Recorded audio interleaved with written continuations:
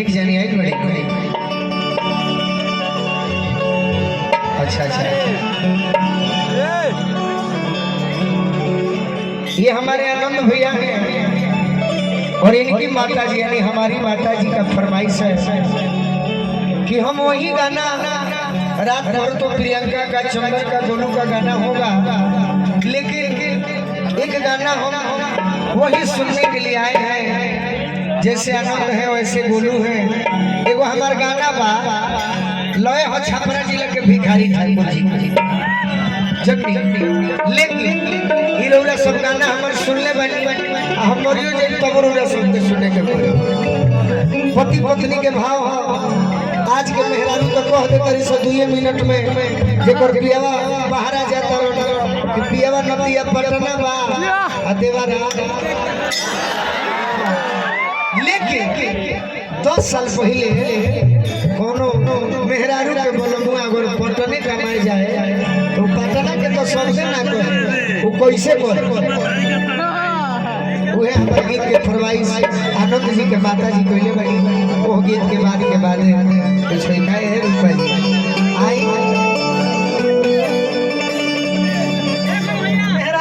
पियावा के चिट्ठी लिखत दिया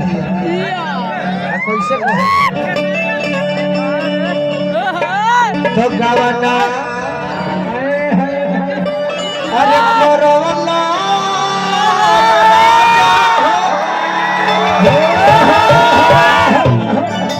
पहले के मेहरारू अब के मेहरारू में देखी कितना अंतर पहले के मेहरारू चिट्ठी अब व्हाट्सएप फेसबुक हो गई। पहले के मेहरारू चिट्ठी लिख के का कहे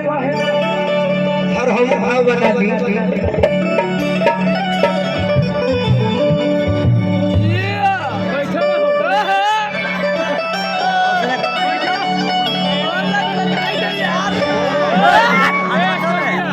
पहले के मेहरारू अपना बोला के कहे की गाना करवाला पिया हो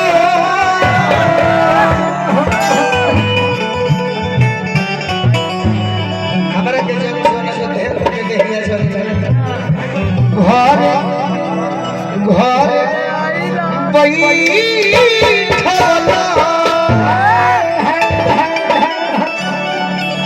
कि अपने तो कोइला राजा हो पूर्वी बनिया केकरा से हंसब पिया हो केकरा से बोलो आ केकरा से कहब पिया हो अपने दिलवा के बतिया हमारा सिखा के कहतर कि नदी से हंसी हो धनी हो यही गोटी में से बोली हो और देवरा से कही हो धनी हो अपना दिलवा के बतिया। बाकी आनंद जी के माता जी अच्छे आदेश दिले बनी तो हम चाहब कि जेकरा के 2 छठी माई हाथ दिले बनी तनी दोनों प्रेम से उठाई जाए सब कोई हम मात्र 2 मिनट समय दे तो भजन पर ओकरा बाद उहे गीत सुनाई तो या मावा लगवाला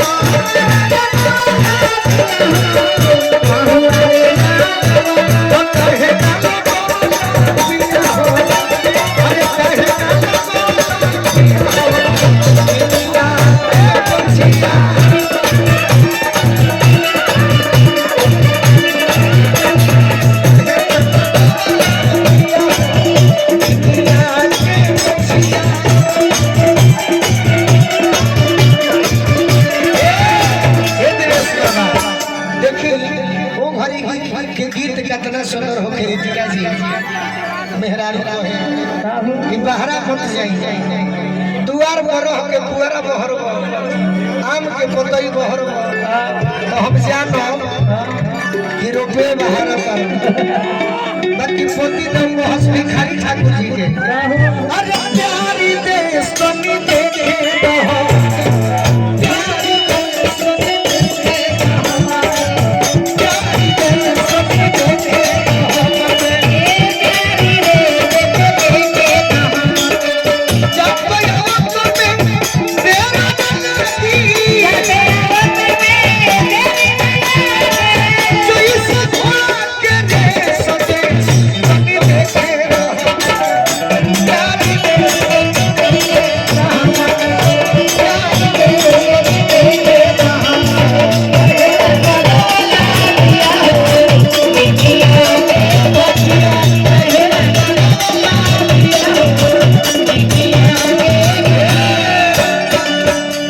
पुरस्कार मिला बार बार प्रणाम करब आशीर्वाद के प्रतीक्षा बा अमोद सिपाही जी बालू माफिया जी के तरफ से हम भाई ए क्षेत्र में हमारा बालू माफिया ना मिले हमरा में बने ना लगे बहुत तरीका किन्नी में हो घरवा मई के आज तारे के रूपा जी भजन पर नाचत देखत रही तो मन करता कि का तारे के उपहार दे दी किन्नी में हो घरवा मई किन्नी दुआरा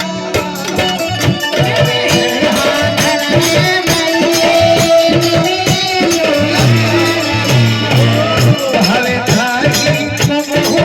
मिला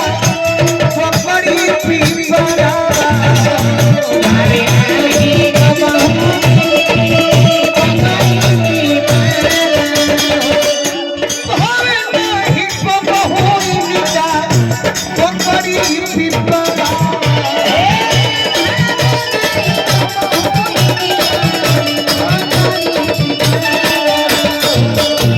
से पुरस्कार जेकरा माता जी के गीत फरमाइश रहे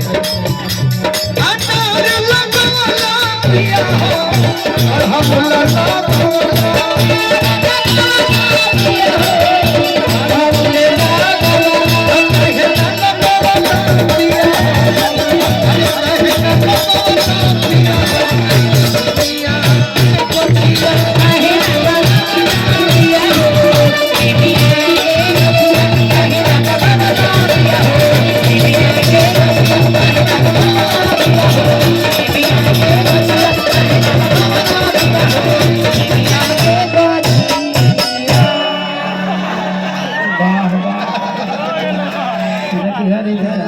आनंद आइल भजन